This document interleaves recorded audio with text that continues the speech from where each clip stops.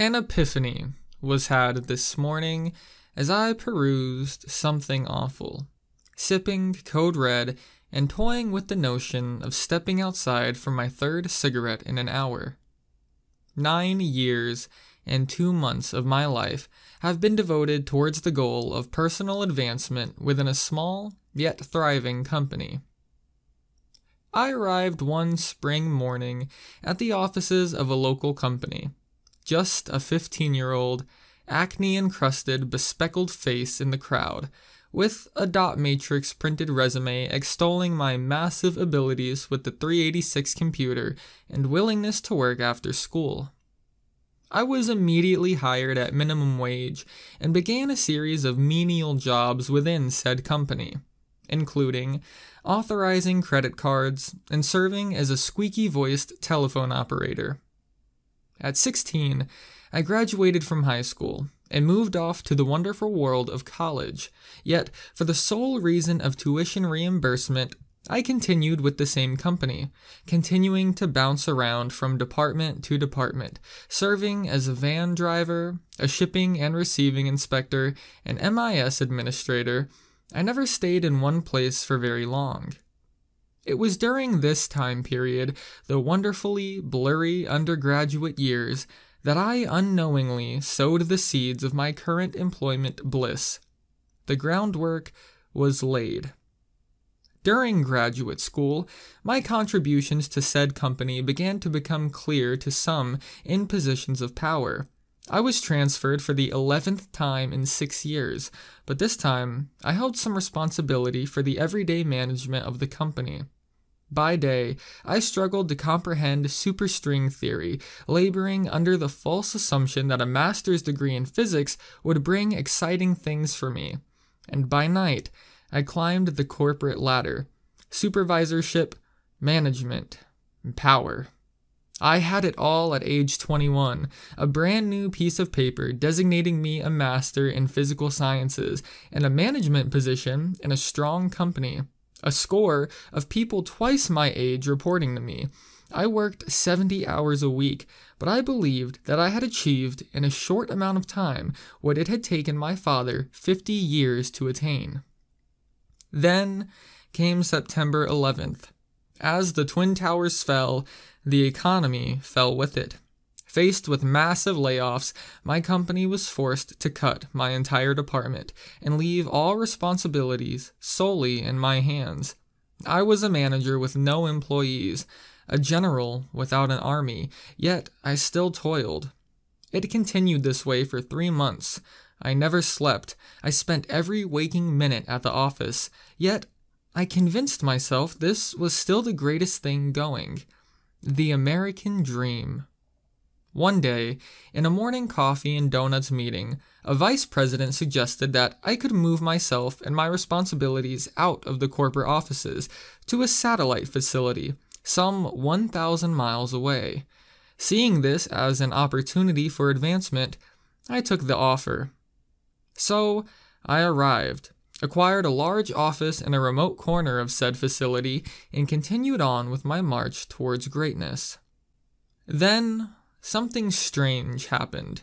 In Outlook, an email appeared with my name in the courtesy copy field.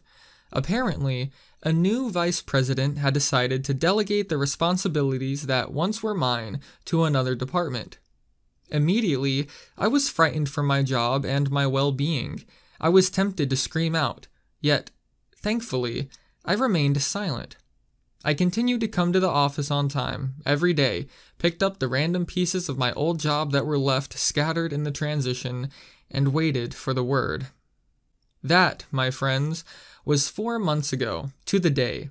After 30 days, I became convinced that I was a forgotten, non-digestible entity in the corporate stomach. No man ever comes over to ask me for anything. Although I am but a manager, and directors roam the hallways like rabid hyenas, I am much too senior to all of them for them to attempt an attack. For every once in a while, the phone will ring, and an old acquaintance will ask for help solving a problem. I gladly comply. Sometimes I let the phone ring, but the voicemail light never comes on. They move on to the next target, under the false assumption that I am much too busy to be bothered. I started coming in later, wearing blue jeans on Mondays, testing my limits. I take 25 cigarette breaks a day, come back into my air-conditioned office, dim the lights, and browse the internet in a half-comatose state until I determine that it is time to pack up for the day. Old copies of Baseball Weekly adorn the mahogany desks, and reams of paper lie in and around the unattended trash bin, each covered with random drawings of stick figures and jet fighters. I often roam the hallways with a piece of paper and a mug of coffee, exchanging pleasantries and talking about the weather and equally mindless topics with my coworkers. I go to meetings, and other managers gaze with reverence at my presence. I am never invited, but to those who know not what I do, I am respected and welcome. It hit me this morning that perhaps all of my endless toil and hard work had landed me here. I've transferred so much within the company that all paperwork on me has been long since misplaced. I exist only in a computer program that spits out a 4-digit paycheck to my bank account every other Thursday. Just another tick on the underbelly of the corporate warthog. Too senior to be fired and too misunderstood to be bothered. I am truly the forgotten employee. And so, my something awful friends, I am quite open to suggestions about how I may truly test the boundaries of my newly discovered freedom. A webcam lays in its box underneath my desk, awaiting my motivation to install it. No suggestion is outside the boundary of reason or consideration, for I have now found my holy grail.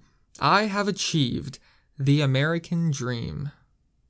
All that I have worked for over the past 5 months of not working nearly came to a horrible death this past Friday.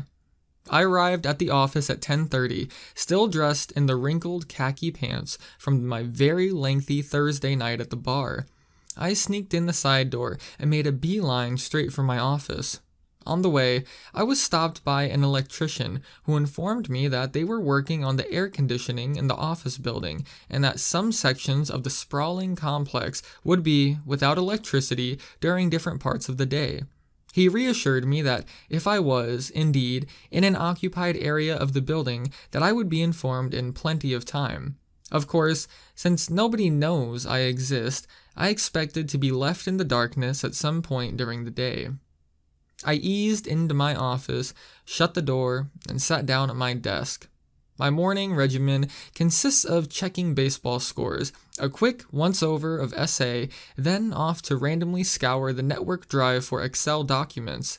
I will pull up at least 5 spreadsheets, ranging from actual important price sheets to recent company softball scores. It doesn't matter, as long as it's an Excel document. I print them out, then walk to the other side of the office building to copy them. Somehow, in my mind, this makes it look like I'm working, and looks are the most important thing. On my way to the copy machine, I was stopped by a fellow manager, one who actually works. He reminded me of an 11 o'clock meeting in the conference room, and I played dumb. "You had to have gotten the email, it was sent out to all the managers," he replied, not knowing that I was the forgotten employee of Company X. I tried to wiggle my way out of it, but I was stuck. Begrudgingly, I made my way into the brightly lit conference room, thinking that it couldn't be that bad. After all, it was Friday. There would be probably Krispy Kreme donuts, and I could easily just sit there and not say a word. I was very, very wrong. Bad sign number 1.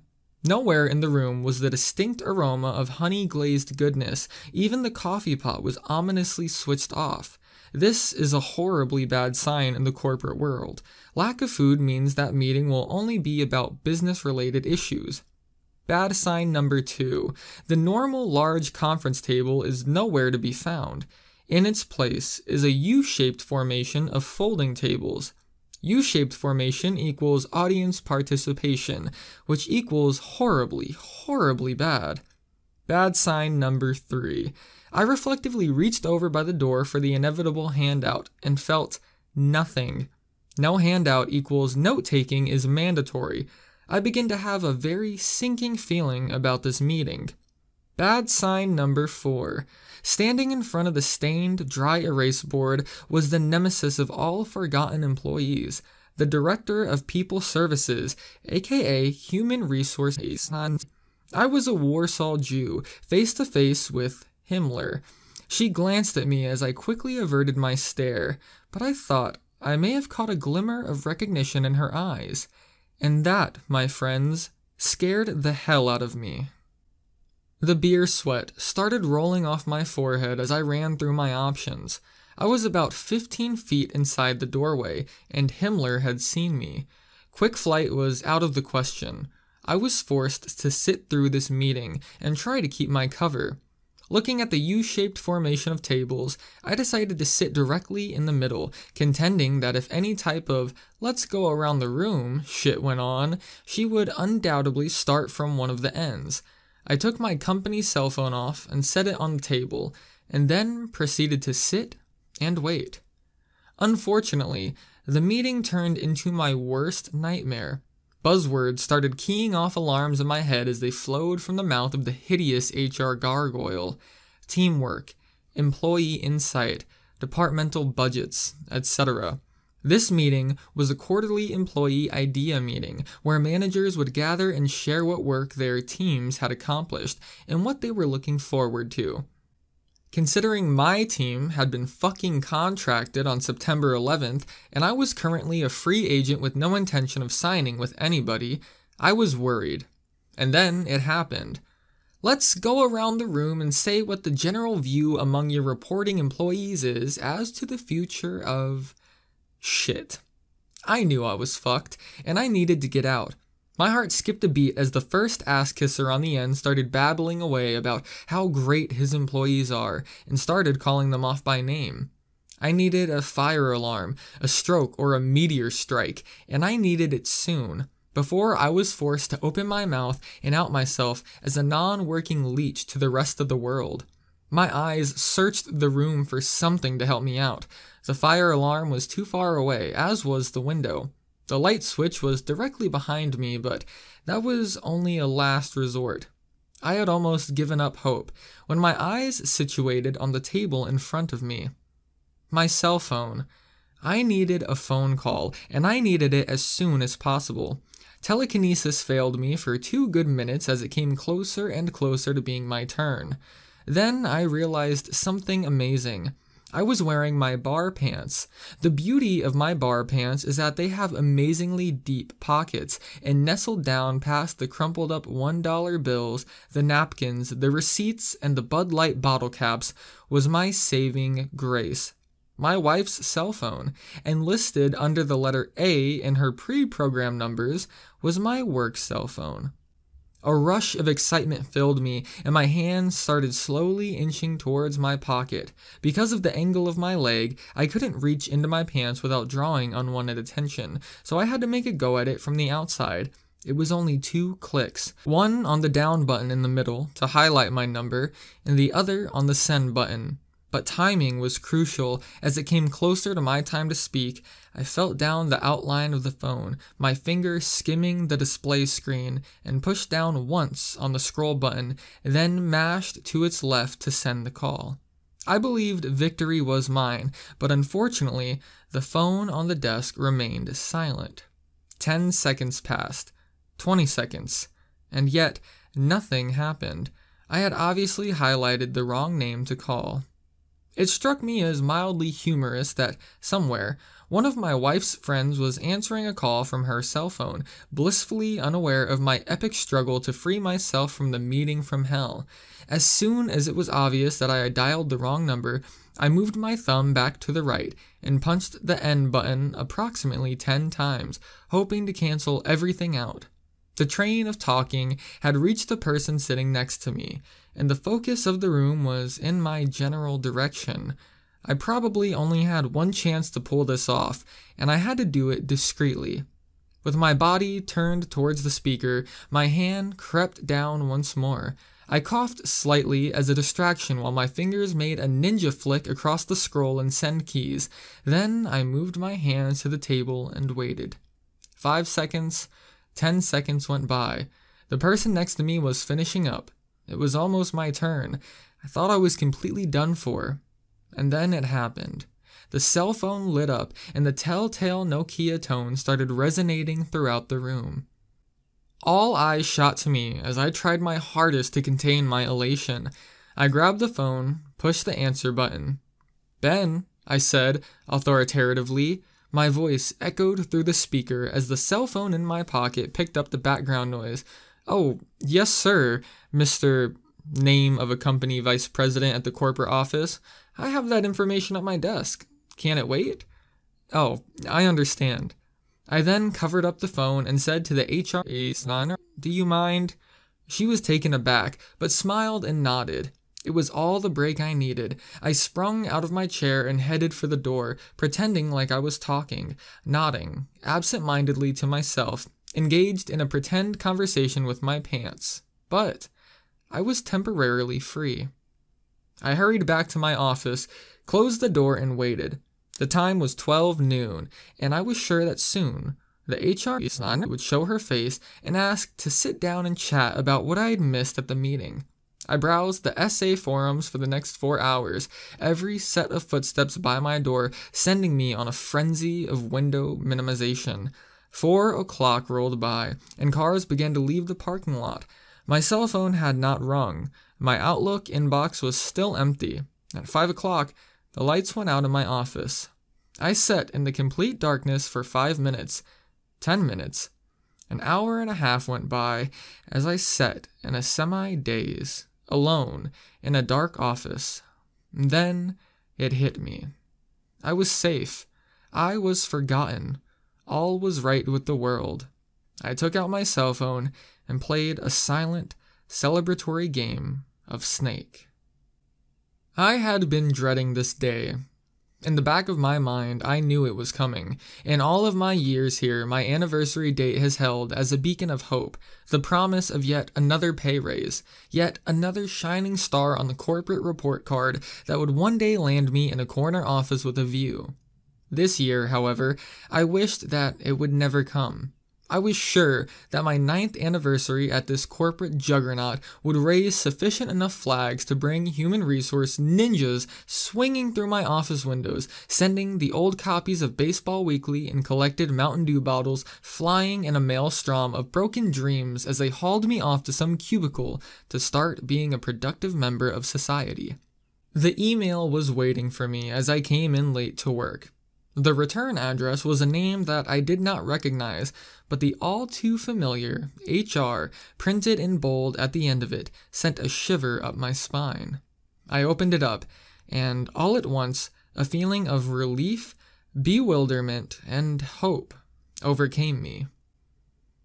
Moonshine employee number 412. Our records indicate that you are due for an annual performance review on September 10th. Please report to your designated departmental director, none on none, for your review. As you are a non-supervised managerial other employee, please submit a self-review detailing past accomplishments. Self-reviews must be submitted no later than September 13th to employeereview@companyname.com. Best regards, HR. I reread the letter twice, trying my hardest to figure out any hidden meanings. The good news was that, from the form letter, it seemed as though they had no idea what I did. The bad news was that neither did I. I had 3 days to find out, construct some kind of good response, and send it back in a very unthreatening fashion. I actually needed to do work, and the clock was ticking. So, 20 minutes later, I'm sitting in the bar at Applebee's, downing a cold Bud Light and pondering my situation. Solutions including prolonged vacation, botched workplace injury, and phone called HR to ask what I do were summarily dismissed, and I had hit a dead end. I finished off another beer, and the thought suddenly hit me. Every 2 weeks without fail, I had received a paycheck at my house. Although I had rarely opened them, I knew there was a section on there that listed a departmental code, a simple 4-digit number that would hold the answer to what my company thought I did. I paid my bill and headed home, determined to wake up in the morning and figure out what I was going to do with myself. Unfortunately, when I got home and opened up an old paycheck, I realized that my department code was listed as 0000, which I feared was a default code. I couldn't have been more wrong. I showed up at 9 o'clock on September 11th, making my first return to actual working hours in months. My first stop was to the accounting section of the building, where I cornered a temp employee and asked, real managerial-like, what department does code 000 refer to? She typed a few numbers into her computer and replied with something that blew me away. Workplace safety. I staggered back a bit, but tried to regain my composure quickly. How many employee entries are there in the workplace safety group? She typed 2 more entries and came back with Moonshine, here in Detroit, and James Alexander in the Fort Worth office. It was obvious she had no idea who I was, which was a bonus, but my heart sank for a minute as I realized there actually was somebody else in this company who was actually doing the non-job that I was somewhat tasked to do. I retreated to my office and tried to plan my next move. Workplace safety, I thought, trying to take in the gist of what was said to me. Was it then my job to make sure that nobody walked around on stilts or ran with scissors while on company property? Not that it was a huge epidemic around here, but I was somewhat freaked that the next time Lumpy McBumperfuck in shipping and receiving decided to pour a line on his groin, I would be responsible. The only answer was to find James Alexander. I would pretend that I was actually a working safety inspector and try and pry him about what kind of work he did. I was able to track down the number to the Fort Worth office, and I gave him a call. James Alexander, was the reply. Mr. Alexander, this is Moonshine, the Detroit safety inspector. I was wondering if you could help me with a couple of items that I've got going on up here. There was a pregnant pause, then a quick, hold on, as I was put on hold for about 20 seconds. Then he came back on the line, his voice down at a whisper. Who do you work for? I thought quickly. Greg McDonald. I lied. I've never even heard of Greg McDonald. And he told you to call me? Alexander asked, sounding somewhat worried. No, sir, I did it on my own volition. Yet another pause, then, are you really workplace safety employee? I recognized something in his voice and decided to take a shot. I knew I was putting everything on the line, but it felt as though, at that point, regardless of whether or not I admitted my status to this stranger on the phone, I took a deep breath and answered a very confident, no. Are you with HR? Was the stern reply. No. Then what do you do? Nothing. There was yet another pause, and a flash of heat cascaded over my skin. There was a barely intelligible snort, almost laughter, and then he replied, me neither. It was like I had asked him if he had stairs in his house, only the answer was 100 times more exciting. It turns out James Alexander of Fort Worth, Texas, was an original workplace safety inspector and had been with the company for 7 years. About 3 years ago, the department was dissolved and the responsibility for oversight was placed in the hands of our company's quality control department back down in Florida. He was furloughed for about a period of 5 months. Then, one day, he received a letter asking him to return to work. When he returned, he was given a temporary quarters in a recently abandoned office and was told that he would be given new assignments shortly. Shortly turned into 2 years. I was amazed that I was not the only one who was forgotten in this corporation. He told me that all he did all day was browse the internet and replace the contents of the first aid kit when they ran low. He had never failed to receive a raise and was never once accosted by any higher-ups. He and I postulated that the computer must have defaulted to a 0000 code when none was inputted for my employee file. Luckily, here, 0000 wasn't just a code meaning nothing. It was actually still the defunct workplace safety group. He told me to count my blessings and hung up the phone with a sincere, "Good luck."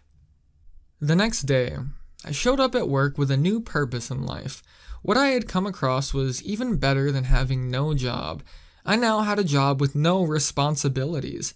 I walked throughout the office, looking at light sockets, chairs, and microwaves, exactly as I supposed that a safety inspector would do.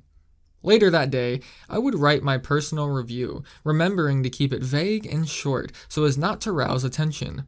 James had informed me that most reviews would be automatically answered with a standard raise without ever crossing the desk of anybody except an HR secretary, just so long as you don't admit to doing anything extraordinarily good or bad.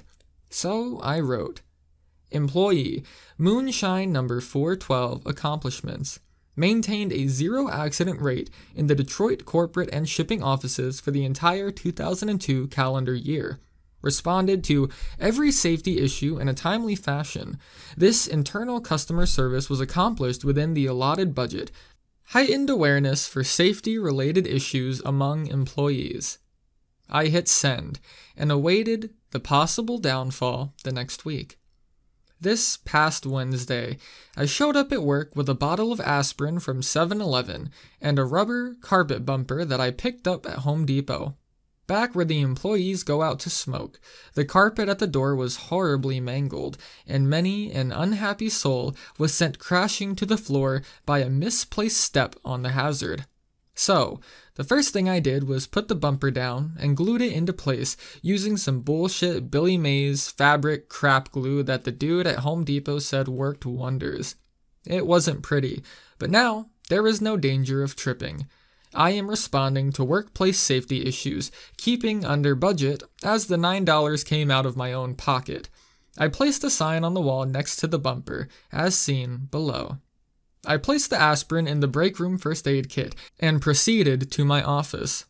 There was a piece of company mail sitting on my desk, right next to the OSHA posters that I had ordered, as I assumed that any safety inspector's office needed decoration, including a guide to hazardous material, and eye wash station directions.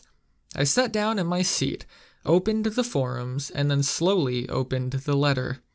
Moonshine employee number 412. We are pleased to announce that your annual performance review has been deemed satisfactory.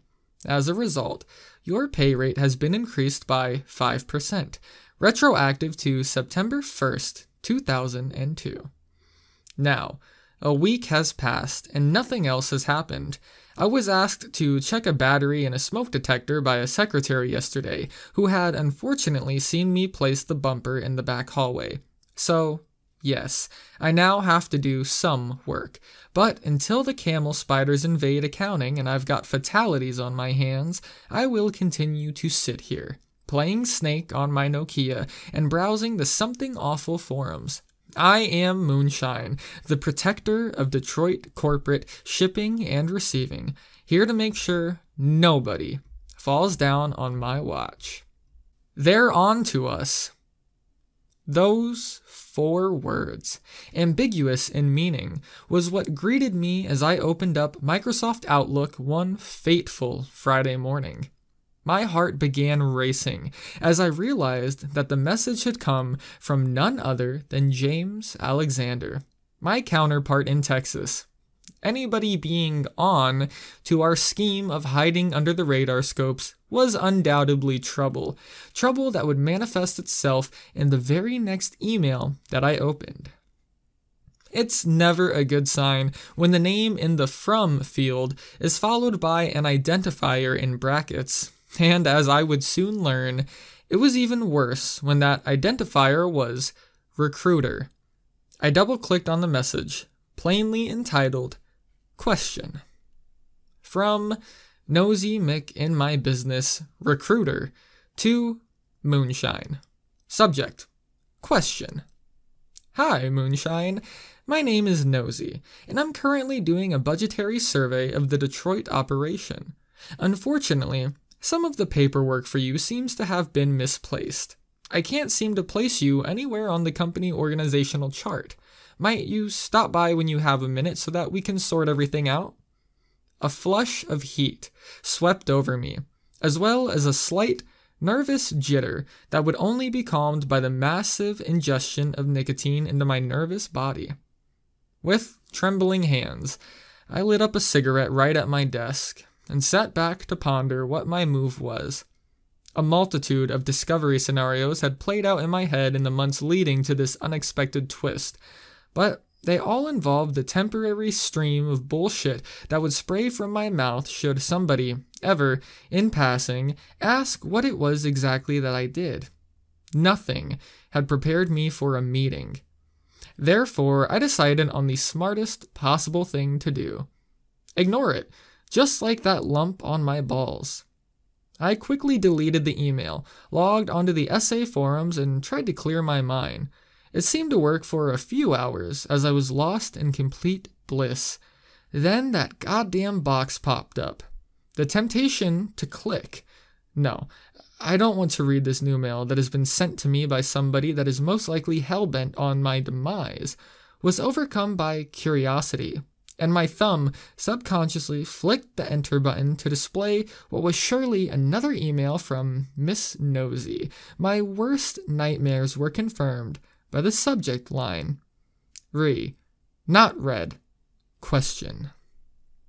That bitch had read receipts enabled. Those all so sneaky checkmarks that for years have exposed management to the sheer number of must-read notices that go promptly into employees' deleted items folder had once again surfaced to bite me in the pale white ass. The body of the message was even more ominous. "I see that you are in. I will come down to your office to discuss. West Side, first floor, correct?" The irrational side of my brain begged me to supply her with fake directions. I rationalized the thought, believing it would actually indeed buy me time, but realizing that would only dig my hole deeper. I assessed my options for escape, and yes, tactically, my mind works as a cross between BF 1942 and MS Paint. I was without sufficient weaponry to meet her head-on, and she was coming towards me from one of my only two possible exit routes. The only other escape route was down the hallway and out to my car. Unfortunately, I was unaware of how much time I had left, or if she was hanging outside my closed door right now. It seemed an awfully big risk to hightail it down that dark corridor, past the rows of unoccupied, locked offices, and off to freedom. It was going to be close. I needed to get to my door, down 60 feet of hallway, and out the side entrance before she rounded the corner. I knew that, as a man, I needed to face adversity in my life. It was either do or die, and this was a test of courage and manhood. There was no backing out. I just had to shuffle quietly 30 feet down the hallway and off to freedom, with the strong possibility of being caught in the act. It truly was a character-defining moment, as I stood with my hand trembling on the doorknob, not sure if the recruiter was standing on the other side. This was a defining moment. So, like a jittery little adolescent squirrel, I scrambled to the other side of my office and went right out the fucking window. No qualms about it. Without even thinking twice, I slid the frosted pane up and climbed on through. Unfortunately, I neglected my considerable body mass and fell directly on my ass as I slithered through the cold metal frame. Shaken, but safe. I crouched low to move away from my window, then glanced around to make sure that I hadn't been seen. Safe in my secrecy, I walked around to the other end of the building and got in my truck, tearing out of that parking lot at the speed of light. My only thought was to get as far away from that place as possible, and to deal with what may come on Monday morning. So, 6 hours later, I'm at the bar, stirring over a rapidly warming beer. I didn't have much taste for alcohol that afternoon, and pondering my problems. I had used a payphone to call my wife to let her know I would be home late, as I had forgotten my cell phone back in the office and needed to return for it. I had absolutely nothing in mind on how to counteract this situation. I had figured that, perhaps, I needed to start making phone calls to vice presidents down at the corporate offices, doing damage control and trying to rebuild what was left of my sidetracked career. I had resolved to do that on Saturday, but first, I needed to get back to the office and get my cell phone. The parking lot was lit dimly by the orange glow of the low-powered streetlights as I pulled back into the office building. I casually walked up to the front door, sliding my keycard through, and strolled into the office. I expected that nobody was there, and walked in with the calm determination that expectation brought. "Oh shit, came a voice from my left. My heart leapt into my throat as I turned to look. Sitting there in a corner office was Paul, our vice president of marketing strategy, burning the midnight oil, it seemed, with a bottle of Boone's farm wine, an opened jar of Vaseline, and a box of tissues sitting in plain view on his desk. His left hand worked fervently at the mouse button in a desperate attempt to close down whatever had previously graced his screen. His bald head grew red as he struggled to keep up with the pop-ups, a cascade of hot pink letters proclaiming hot teen bi sluts and anal orientation cum bitches, leaving a virtual blood trail that betrayed his rapid attempts to conceal what he had been looking at. "Mr. Moonshine," he said, his voice cracking. I didn't think that anybody was still here." "Oh, it's no problem, sir. I was just coming back into..." No, I really didn't know, honest. I don't get the AOL at home."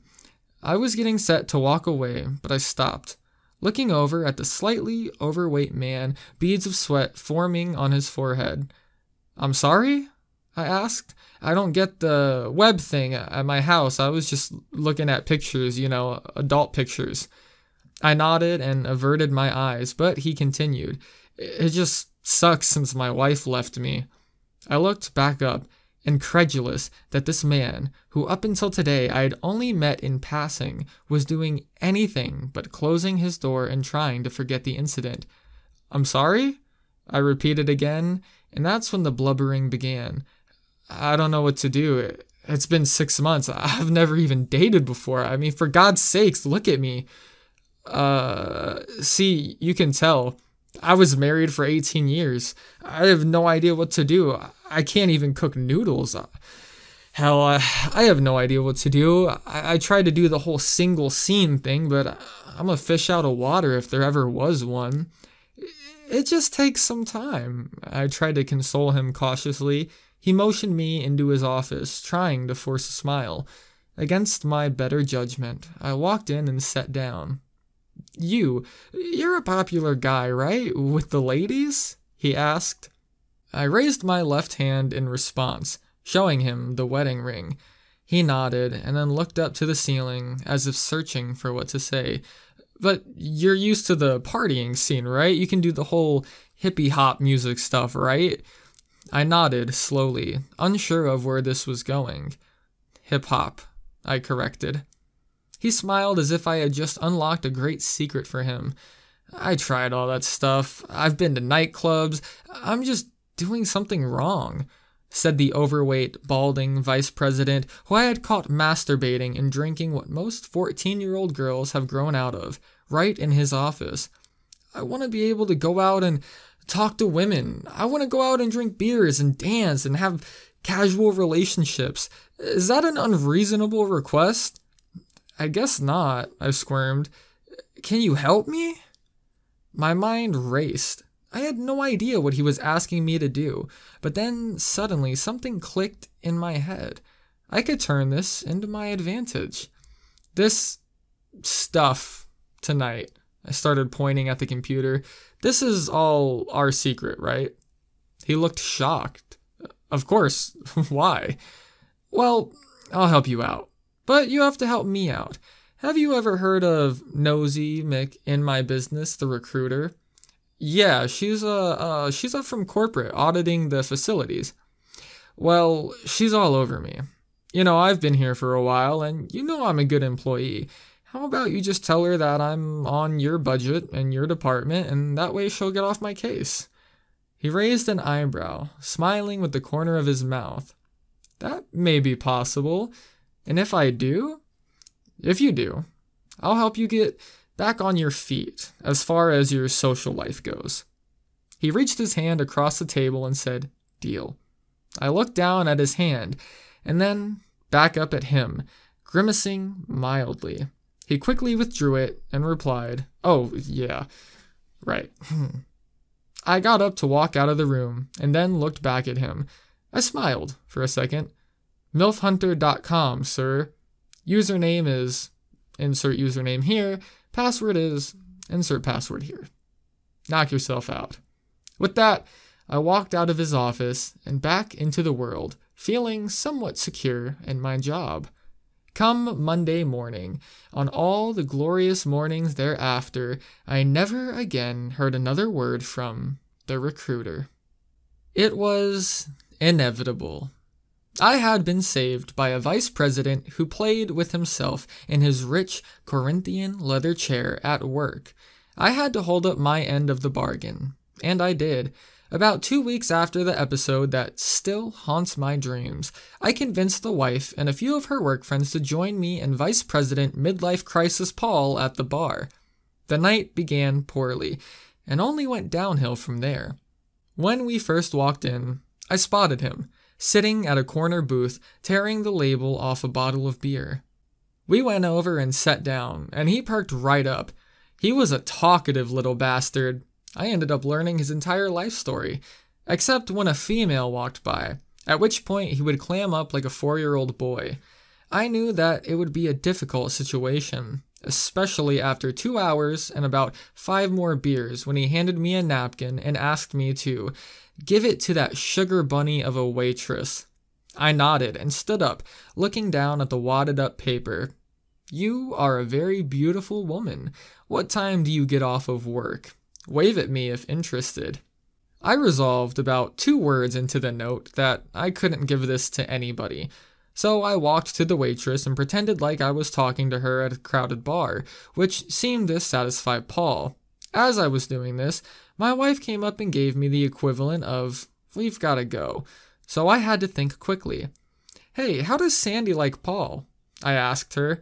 Sandy was a co-worker of my wife, moderately attractive, if you like the bleached blonde 80s pop star who got run over by a tractor look. She eyed me curiously. "Why?" "Have her come over here," I said. My wife waved her over to the bar, and then stumbled half-drunkenly towards us. I explained to her that Paul was really lonely, and he was only looking for a friend to pay some attention to him for the night. I also mentioned that he was horribly rich, an assumption, and that he was a really fun guy to be around, a lie. She seemed disinterested at the beginning, but then she took a different approach. "What's in it for me?" she asked. "What, like money?" I replied. Nothing in my life had ever prepared me for pimping, so I was kind of rusty when thrown directly into the situation. "I want one of your puppies," she stated matter-of-factly. I glanced at my wife, who shrugged. A week prior, our hound dog had a massive litter of pups, and we were having some trouble finding buyers for all of them. Now, Sandy was a nice woman, with kids, but very poor. I didn't see the harm. Okay," she smiled, then pointed at me, her finger waving drunkenly in my face. "No sex," she stated, and then proceeded to turn around and walk towards our booth, sliding into the seat next to Paul. My wife and I ended up paying our tab, then sliding out of there for the evening, all the while wondering what the heck was going to happen. The suspense was with us all weekend, until I returned to work the following Monday morning. The first message in my inbox was from Paul. It stated simply, "Your wife's friend has great hands." I sat back, smiling. A puppy for a hand job, and the preservation of the American dream. All in all, a wonderful trade. "Hey, do you work here?" What a loaded question, I thought with a pause. Now, technically, I work here, as in I get paid by this company in exchange for reading the forums and drinking Mountain Dew all day. At least, that's what my brain has rationalized. I understand that it is really a buyer's market on people with my specific talents, i.e., laziness and caffeine addiction, so I better play it cool when questioned. I nodded yes to the man who had asked the question. "Cool, dog," he replied, whipping out a clipboard. I glanced around the dark parking lot, wondering why the fuck I had chosen this time in particular to come out for a quick cigarette. It was about 7:30 at night. I was the last person in the office, and I had thought it might be a good idea to sneak out for one last smoke in the cool night air before heading out. I normally don't stay past 4 or 5, but today I was supposed to meet my wife for dinner at a restaurant near my office, so I figured I might as well stay at work and fuck around on the forums until the time came. "What do you need?" I asked the man, pretending to be in a hurry. I'm not horribly happy dealing with, random people in general, especially when they want something. "I got this delivery here for you guys," he replied, thrusting the clipboard in my face. He gestured back towards his very old panel truck, idling next to the loading dock. "Shipping and receiving is open until 5, man. I think you should come back tomorrow morning." "Oh, come on, man. I'm already running late," he whined, pushing the clipboard further into my face. I scanned his clothing and the truck, yet was unable to figure out what company he may work for. There was, of course, a chance that he was a spy. I took one last drag off of my cigarette and was about to reply when he cut me off. "But it's Christmas, man." "It's December 3rd. My kids don't know the difference," the man almost pleaded at this point. I started to get a little uneasy about the situation. I just nodded slowly and took the clipboard. The man smiled and pointed to the line where I had to sign, and I accepted the delivery as Alexander G. Bell, because I'm not retarded enough to put my name on anything when it comes to this company. In short order, I was presented with 3 boxes, ranging from very large to very small. As the man pulled away, I looked at the address labels, which were hastily attached post-it notes with masking tape. They were intended for a coworker who had been released back in October over a theft scandal. I opened the door and started to kick the boxes inside, weighing my options. There was no return address, no shipping label, and no indication of whom the boxes were delivered by. Crazy, jittery guy driving a shitty truck. Anthrax or diamonds. I was clueless as to the contents, but curiosity ended up getting me in the end, and I maneuvered all of the boxes into my empty office. The thought of leaving these boxes outside the door of receiving crossed my mind, but they hardly seemed important and were intended for somebody that nobody had seen in months. I proceeded to tear into the largest of the 3 boxes. Nothing could prepare me for what lay within. Globes. Not just one globe, but 4 globes. And a note. A cryptic note. "Hope you have a glorious holiday." Yes, Whiskey Tango Foxtrot over. 4 spherical representations of the planet Earth, all sitting on my office floor, accompanied by a note of questionable origin. I slowly moved over to the middle-sized box, wondering what the hell could possibly be inside. More globes. 2, to be exact, yet this time without a note. Now, I don't work in any industry that involves high school history teachers, cartographers, or maniacal dictators. The purpose of this gigantic plastic planets was lost on me at the time, but I continued in my opening process. And as I tore into the smallest box, I was greeted with yet another note, this one a bit more lengthy. "Figured you could use this stuff for a party. We haven't talked in a while. Make sure to message me. Candace." Inside the box were dozens upon dozens of packets. Packets of seeds. Wildflower seeds. And of course, combs. 14 ace combs. I stood up and backed away slowly from the loot, plopping down in my chair. A cold winter wind shook the pane of glass behind me as I stared blankly down at the assortment of party items on the floor. Globes, seeds, combs, party. I needed a drink. But first, I needed some kind of reassurance that I was still sane. Just the slightest comforting voice that said to me, "Hey, you're okay, man. It's the world that's fucked up." I tried my wife on her cell phone. No luck. Without thinking, I dialed the number to my old office down south. Now, I don't really work anymore, but there was a time that I was the manager of a very large department at this company. For years, I hired, trained, molded, and sometimes fired dozens and dozens of people.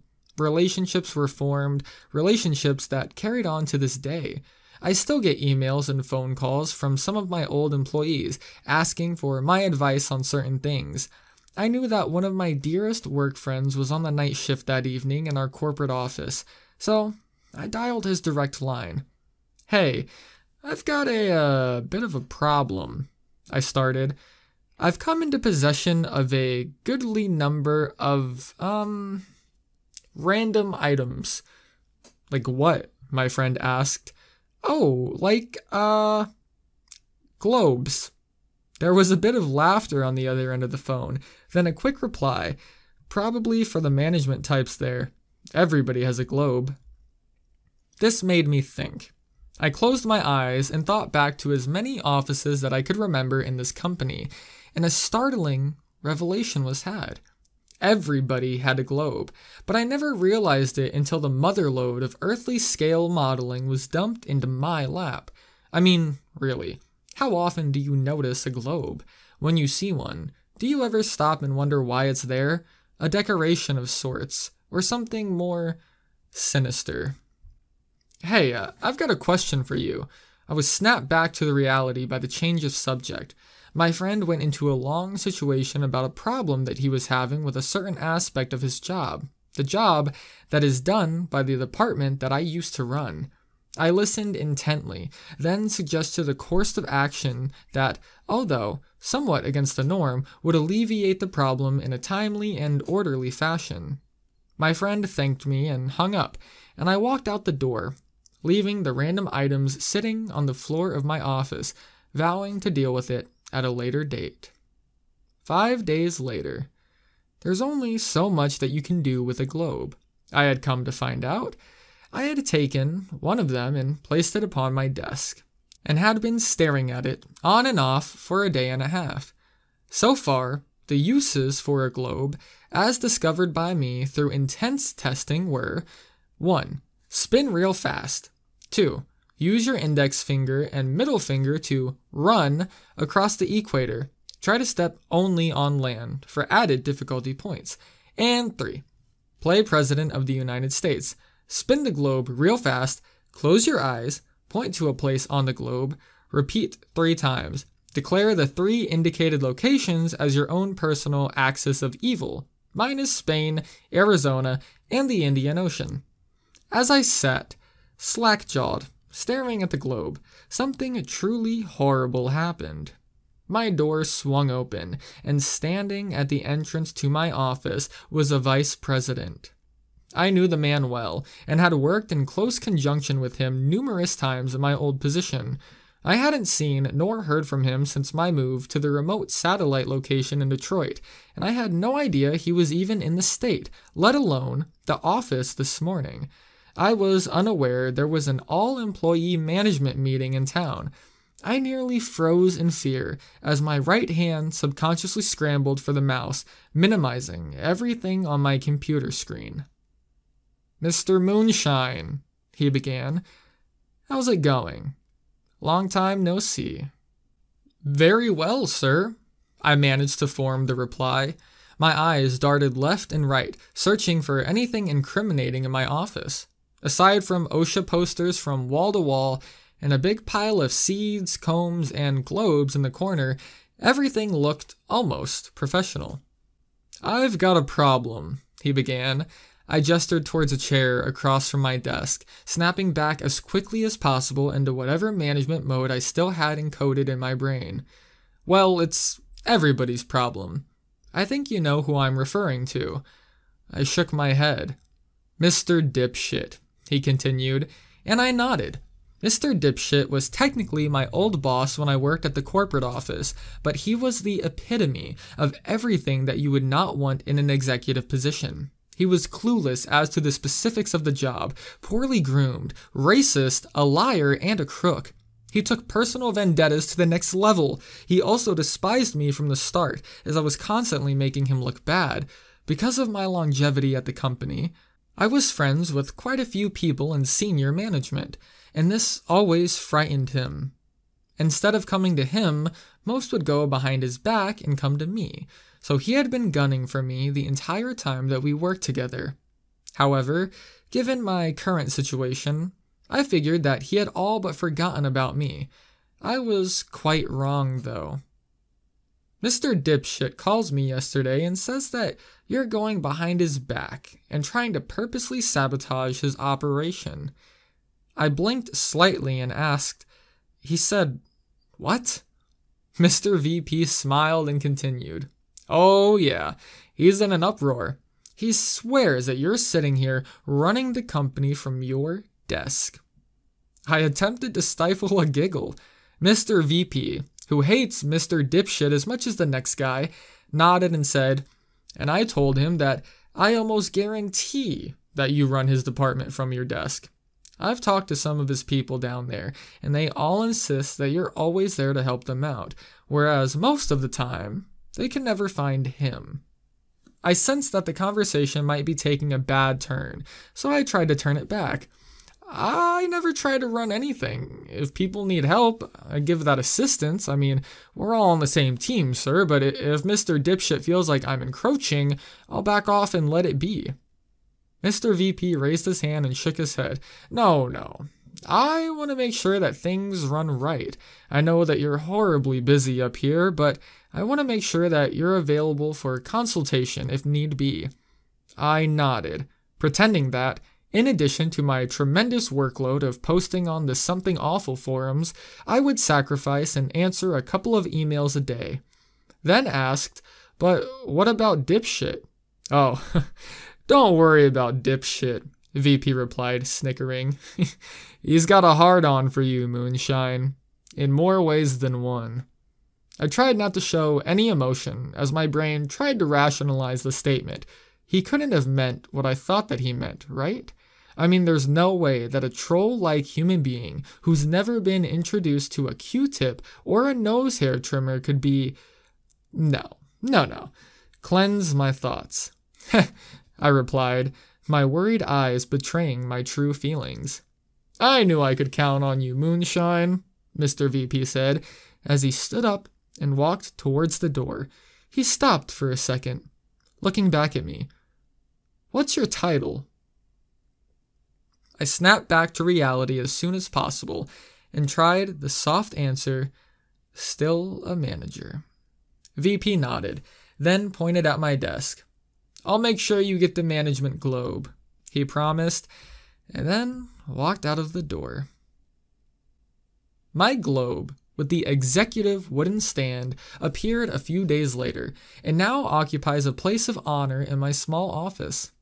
Every once in a while, when I leave my door open, people will walk by and glance in, and although nearly imperceptible, I can tell that their posture straightens up a bit when their eyes come across that piece of furniture, that simple little object which now says to the world, I am a monster of the corporate world. Within 20 seconds, I can tell you the capital of Madagascar. Now, fetch me some coffee. The 6 original globes still sit, stacked up beside my bookcase. What to do with them remains a mystery. I'm absolutely positive that one is earmarked for my essay, Secret Santa, but as for the other 5, perhaps I'll just leave them on random people's desks at work. If the secretary in accounting seems to be having a bad day, she may just come in the next day to a bright, shiny, blue ball of plastic sitting on her desk. And maybe, just maybe, that will be all the motivation needed for her to continue striving on the corporate jungle. The seeds and combs have all been distributed by random sampling. In the spirit of the season, I went through our Microsoft Outlook address box and picked the random names of employees all across America and sent them manila envelopes filled with either seeds or combs or a combination thereof. No return address, just little notes like, "Merry Christmas, here's a comb," and "Seeds and greetings." The poor man's Kris Kringle. I surely am. Spreading wildflowers and well-groomed hair company-wide. The phone rang bright and early this Monday morning. I finished the paragraph that I was reading on ESPN and went for the phone.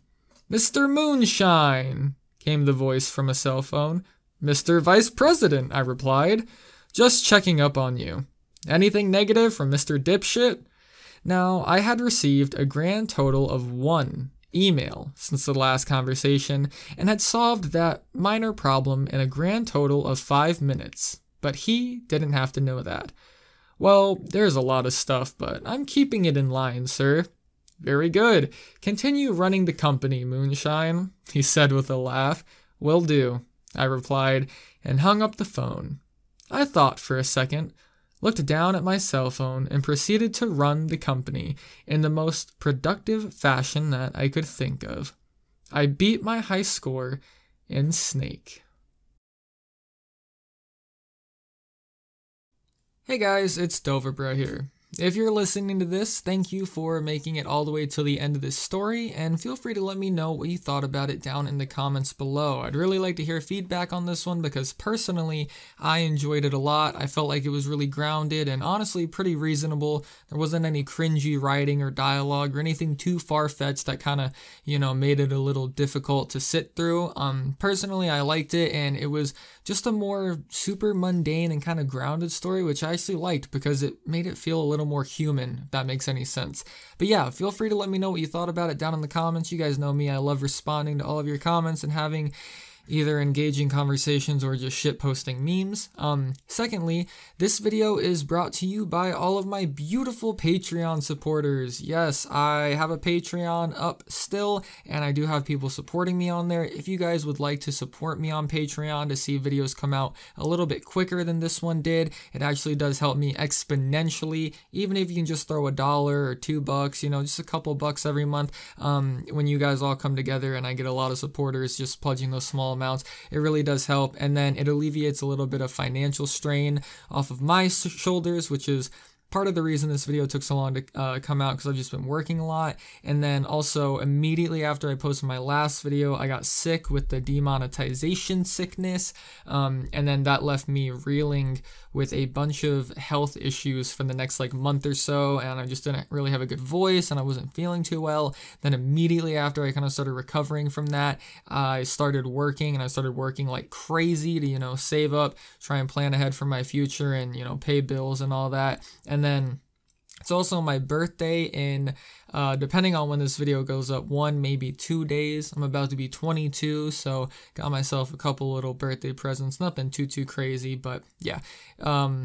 So, just been working a lot, and I was really sick and recovering from that. So that's a big reason for the gap in the video timeline, which I said I wasn't going to do, and then I ended up doing. Super unlucky circumstance. So I am sorry about that, guys, but I do appreciate all the continued support. And like I said, if you want to alleviate a little bit of that financial burden off of my shoulders so I don't have to work as much or pick up as much overtime shifts, you can pledge to my Patreon down below. Thank you to all of my current patrons. You guys are awesome, and it really means the world to me that you pay to see my content. And then with that being said, I will start putting exclusives back out on Patreon. For example, there is an exclusive ending to this story that I will be putting onto the video and then releasing on Patreon solely for people who want to donate to Patreon. It's another 15 or 20 minutes of content that I will be putting to Patreon only. So thanks for all the patience, guys, and thanks for all the engagement. Be sure to like the video and comment down below. And of course, if you're not subscribed, feel free to subscribe to see more videos like this in the future. Thanks so much for watching, guys, and just the continued support. And again, I'm sorry this took so long to come out. I will try to be more on top of it in the future, and hopefully nothing else crazy pops up. And hopefully the audio quality is a little bit better in this video, because I did move my mic. So again, sorry for the delay, guys, and thanks so much for watching. And I will see you guys in the next one, hopefully a lot sooner than this one took to come out. So later.